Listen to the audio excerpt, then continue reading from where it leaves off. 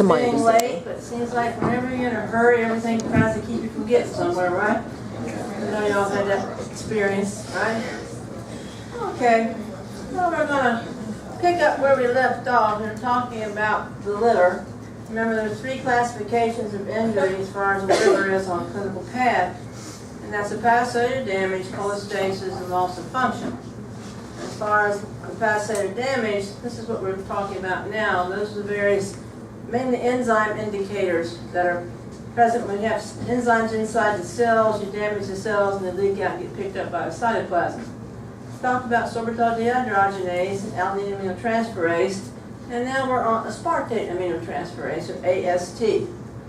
Okay, it used to be known as SGOT. Changed the name again. You need to be familiar with what all these anagrams were before, because lots of times on boards they still have those on there, and so you need to make sure you know what they're talking about. Okay. Now, where was SGH and ALT most prevalently located in the hepatocyte? What part of the cell? The cytoplasm, right? Free in the cytoplasm, not bound to anything. So does it take much damage to get that out? No. But aspartate aminotransferase has several different isoenzymes, but the predominant one is located in the mitochondria. So what does that tell you about the degree of damage necessary to get it to come out? It's much higher. So it's an indicator of a little more severe cellular damage. It's basically in almost all tissues in the body, but in very negligible concentrations compared to that is in liver and striated muscle. Very high levels in striated muscle also. Okay? The main 2 things which are elevated in the blood are muscle damage and liver damage. So how would I determine where that AST came from? What else would I look at to determine if it came from the liver or the muscle? CK from the muscle. What about for the liver? ALT or SDH, depending on the species. Okay, so that's why we use profiles. That's why we use panels. Notice in ClinPath we don't use one test to tell us something. We use as many as we can to combine with it. Okay. Now, as far as we said, it takes relatively severe damage to get it out there. It's very indicative of both liver and also muscle damage as far as your large animals, avian, reptile, and to a lesser extent in small animals, and that you'll get much higher elevations in your larger animals and this type of thing. But you can use it in your small animals as long as you use your ALT and your CK and everything in combination with it. Okay. As far as the upper limits of normal AST activity in the horse, it's usually higher. In other words, normal levels are usually higher in horses than they are in other species. And you need to be a little familiar about those things so you don't see this, oh my heavens, this is 5 times normal, but it might not be for, it might be for a dog, but it might not be for a horse, so that you don't overinterpret these results. Now, since all your major tissues, as we say, do have high concentrations of AST, it's definitely not definitive of hepatocellular necrosis unless you can rule out those other systems. And again, skeletal muscle causes the highest increases, followed by the liver. Okay? And if you have a horse, if you bring a horse in to do a lameness exam and you know you want to take some routine ClinPath to evaluate, should you wait and take your samples after you do the lameness exam or before you do the lameness exam? Before. Why? Irritating the tissues afterwards, so it'll give you a false high. Right. If you do a lameness exam, are you going to be propping them up and down and everything like that? An increased activity will cause significant increase in both AST and CK in the horse. So you do that, you might, oh my heavens, this animal's got severe muscle damage, but it's just response. Also, what if you give a very irritating IM injection? Can that cause increases in AST, but also CK? So that's why we use not just one test, we combine our tests to see what's going on as far as our animals are concerned. Okay?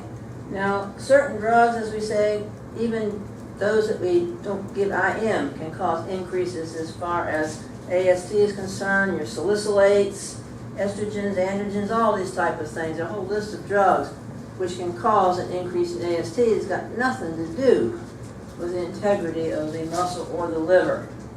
It's also very high inside of red blood cells. So what if I have a hemolyzed sample? Is that going to cause significant elevations? And is that AST that's released from those red cells going to tell that chemistry instrument, don't count me, I didn't come from the muscle? If we could train them to do that, it'd make our job a lot easier, but unfortunately we can't do that. Okay. Now, as far as arginase, anybody ever heard of arginase? Arginase is not used so much anymore because one of the problems is that the assay is a little expensive to run, but arginase is in the urea cycle. And where's the urea cycle? So what does that tell you about the liver specificity of arginase? It's very, very high. Okay? It's located in the cytosol and hepatocyte. It's greatly increased whenever you've got a tissue damaging lesion going on as far as the liver is concerned. Also has a relatively short half-life, not quite as short as SDH, but it's a lot shorter than ALT or AST. So if both arginase and ALT are continuously elevated, what does that tell you about your liver damage? Is it a one-time thing or is it progressing? It's progressing. Now, if ALT is elevated but arginase has returned to normal levels, same way with SDH, and that's a little more favorable. It's a single insult type thing. One of the problems, as we say, with the arginase is that it takes a separate assay and you basically have to convert your sample with ammonia. And how many of us want to deal with ammonia? It doesn't smell very good, but I'll tell you, it does make a really pretty color. The spectrophotometric colors are really pretty orangey red color, so it is pretty. But they used to have it very routinely on clinical chemistry, but they don't use it as much. But the reason I'm telling you to be familiar with these, even though we're not using them, is that some research labs still use them, so you may get exposed to them at some time. And also, sometimes it'll show up on board questions and stuff like that. Okay. Now, lactate dehydrogenase. Anybody know what that does? Catalyze the reversal oxidation of lactate to pyruvate. That's how you can read there, right? And what does that tell about tissue specificity? Is it liver specific? No, it's in a wide range of almost all kinds of cells in the body. It's basically all of them that use glucose for energy. And so as far as that is concerned, it's 150 times more prevalent in the red blood cell than it is in the plasma. So if you lyse the red blood cells, you're going to get marked elevations. One of the advantages of LDH is that it has isoenzymes that are very specifically measured, and there's very specific isoenzymes for each of the various tissues that this stuff is located in. So if you do the isoenzymes, you can say exactly what organ is involved and how much damage is going on. Unfortunately, that's a little expensive. So unless you're sending things to one of these research labs or one of these expensive reference labs, you might not be using it, but you need to be aware of it. But it is also valuable in that it's in very high concentrations in smooth muscle. So if I have a dog that gets whacked by a car, and its AST and ALT are normal, the CK is normal, your liver enzymes are normal, but the LDH is sky high and the sample's not hemolyzed, where do you think we have damage? Anybody? The smooth muscle, maybe the abdominal cavity. Or it could also be a pyometria, something like that. Yes, ma'am. Is the enzyme that goes high when you have I can't hear you. Is this the enzyme that goes high when you have septicemia? The enzyme that I still haven't that's part of that. Is this the enzyme that gets high when you have sepsis or septicemia? Well, a lot of them do that, but this one does. If you're talking about GI tract sepsis, this one would be very good for that. Okay, let's roll up there. Found it. We started one back here. Oh, I did. Never mind. No, that's the next one. Got it back there. Okay. I mean, if you know, I got 40-something years, I'll be able to predict what he's going to do, but I gave up on that. Okay. Now, basically, if you're doing research or something like that, or if you have a very good specialty clinic, then these isoenzyme things would be a good option for you. But for most routine things, we can't use them, but you need to be aware of them. Okay? Like I say, LDH is easily measured, and it's basically very easy to detect if we have problems with it. You can put it in, like I say, with the profile, again, put the profile like you just did, and so you can kind of narrow down where it's coming from to give you an indication what's going on. Okay, glutamate dehydrogenase, or GD, that's involved in the transfer of amine groups from glutamate with the generation of alpha-ketoglutarate. Y'all heard of those things? You should have, you had them from me, but anyway, when you're a freshman, but that is involved in the citric acid cycle. Y'all heard of that one? Is that kind of a critical cycle? Where does almost all the energy come from? From there, okay? It's quite liver specific. It's located mainly in the mitochondria. Some organs, such as muscle, will have some, but doesn't seem to increase in serum with any significant levels when you have damage to anything other than the liver.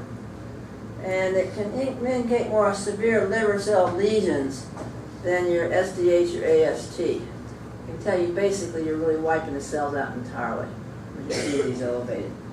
It is almost the most liver specific enzyme you can get for the cow because it is much more specific and sensitive than AST is. One of the problems is with it that the assay is a little more expensive also, and so it's available, you can get it, but it's not something that's usually done on a routine panel. But it is. If you're doing a bovine practice or anything like that, it's a good idea to have the capability of doing this because it's excellent as far as the liver is concerned. Isocitrate dehydrogenase is also in the citric acid cycle. And so, where's it going to tell you have damage if you see it elevated? It's going to be damage in the mitochondria. And so that tells you you've got some pretty severe damage to the cells when that happens. It's not organ specific, it's similar in distribution as AST is. And basically, if you rule out other problems, you know that if you have elevation in ICD, you've got severe liver cell necrosis going on. So it's a very strong indicator of severe damage. Ornithine carbamyltransferase. This is also present in the urea cycle in the initial stages. Very liver specific, and it's mitochondrial location, and it is, now you can't say totally 100% indicative, but 99.9% indicative if it's elevated, you have liver cell damage going on. Now you notice these ones that are much more specific, we don't run so much on routine panels because again, they're a little more expensive. And you want to take the cheap way out if you can, right? And so that's one of the reasons that these aren't in there. Okay, so those are the hepatocellular leakage enzymes. Again, you need to be aware of those that aren't run routinely in case you get, let's say you get a referral from a clinic and they had a lab that did these things, you need to know what they mean. Also, if you're kind of stuck and say, well, I just can't seem to figure out what this is, you can run these to specifically indicate if you've got the liver problem going on. Okay? So that's hepatocellular leakage. It brings back memories. My office used to be downstairs before they increased the lab down there, before this came down, because this used to go all the way down to the first floor. It's an auditorium type thing. Okay, and so my office used to be over there. So I remember that all the time down there. Okay. All right, let's look at the next stage. This is cholestasis. What's cholestasis mean? Stasis of bile. Okay. Does it have to be mechanical, or can things such as loss of particular nutrients or this type of thing cause it? So it can be, that doesn't always necessarily mean that you've got total block off, anatomically, but it can mean other problems. Okay. So let's look at some serum enzyme indicators of cholestasis. Okay, alkaline phosphatase. Where's alkaline phosphatase located in the hepatocyte? You're awful quiet today. About the canalicular membrane? You know what the canalicular membrane is? Everybody knows what the canalicular membrane is. Okay, that's the base of the hepatocyte that forms the beginnings of the bile ducts. Okay, canaliculi. And where else would you want to transport enzyme? In the liver. That's where you want it, right? And so alpha is involved in the transfer of bile substances through into the biliary canal. Okay? Now it's not liver specific. It's in any secretory cell. It's in osteoblast. Pardon me. It's in mammary epithelial cells, GI tract epithelial cells, all kinds of different cells. But there's only two main things which will cause elevation of alk phos in the blood. And that is bone turnover, such as from growth. It's higher in young animals than it is in older animals normally.